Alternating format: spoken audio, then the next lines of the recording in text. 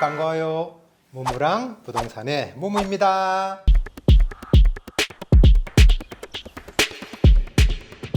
원래도 얼마 남지 않았죠. 부동산 이슈가 많았던 한 해이니만큼 내년 부동산 시장도 어떻게 변할지도 많은 분이 주목하고 있습니다. 오늘은 바로 2022년 부동산 시장에 가장 큰 영향을 끼칠 몇 가지에 대해 알아보려고 합니다. 그럼 지금부터 한번 시작해 볼까요? 첫 번째 시간엔 대선과 지방선거가 부동산 시장에 끼치는 영향에 대해서 알아보도록 할게요. 대선 시기가 되면 부동산 시장이 유동적인 건 모두가 알고 계시죠? 선거철이 되면 후보마다 각종 선거 공약을 내놓으면서 부동산뿐만 아니라 경제 또한 유동적으로 흘러갈 가능성이 있는데요. 예를 들면 특정 구역의 재건축, 재개발이라든지 도시철도 개통, 대출 규제 등 집값의 변화를 줄 수 있는 요소들을 공약으로 많이 내세웁니다. 특히 2022년에는 선거와 부동산 가격 상승률의 상관관계에 관한 관심이 높아지고 있는데요.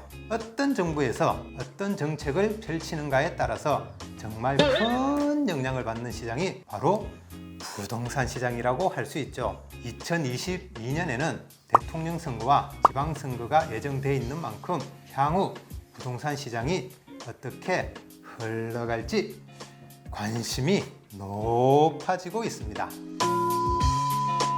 서울시 같은 경우는 대규모 택지 개발을 할 수 없어요. 재개발이나 재건축을 추진하는 곳이 많습니다. 재개발과 재건축의 인허가권을 가지고 있는 지자체장과 지방의회의 구성원에 따라서 어떤 지역이 재개발과 재건축이 우선이 될 수 있는지, 또한 부동산 전문가들은 제20대 대통령 선거 이후에도 집값 상승세가 이어질 것이란 전망을 내놓았습니다. 부동산 수급 불안정이 향후 2-3년간 지속될 예정인데다 각종 개발 호재에 따른 효과가 매매 가격을 밀어 올릴 것이라는 분석을 통해 이렇게 예상한 것인데요.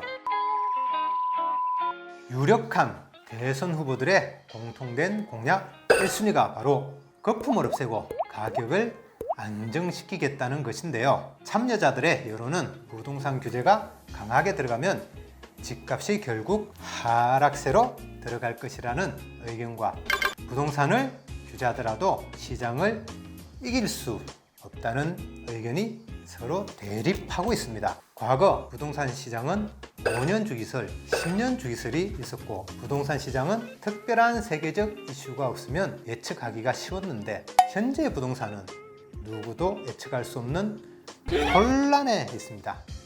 앞으로의 부동산 시장에 영향을 줄 수 있는 가장 큰 요인은 대출이자의 상승과 공급을 늘리는 것인데 대출이자의 경우에는 현재 상승 추세에 들어갔으며 앞으로도 지속적으로 상승할 것으로 예상이 됩니다.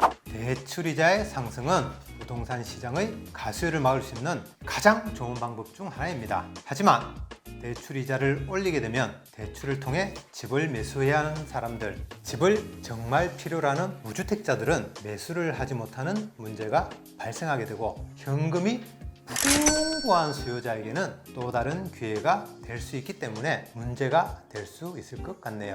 공급을 무한으로 늘릴 경우에는 또 어떤 문제가 발생할까요? 향후 우리나라는 인구 감소 절벽에 있어서 부동산 가치가 예상보다 많은 하락이 있을 수 있기 때문에 작정 공급을 늘릴 수도 없는 상황입니다. 대선 결과에 따라서 부동산 방향이나 가격의 등락도 다른 방향으로 갈 것으로 예상됩니다. 이럴 때에는 과거의 데이터를 보고 미리 짐작해 보는 것도 좋은 참조가 될 것 같습니다. 상승 모드로 진행하면, 하락 모드로 진행하면 과연 어떻게 해야 될까? 미리 가상 시나리오를 만들어 보는 것도 현 시점에서 대응 전략을 구성해 봐야 하는 중요한 시점입니다.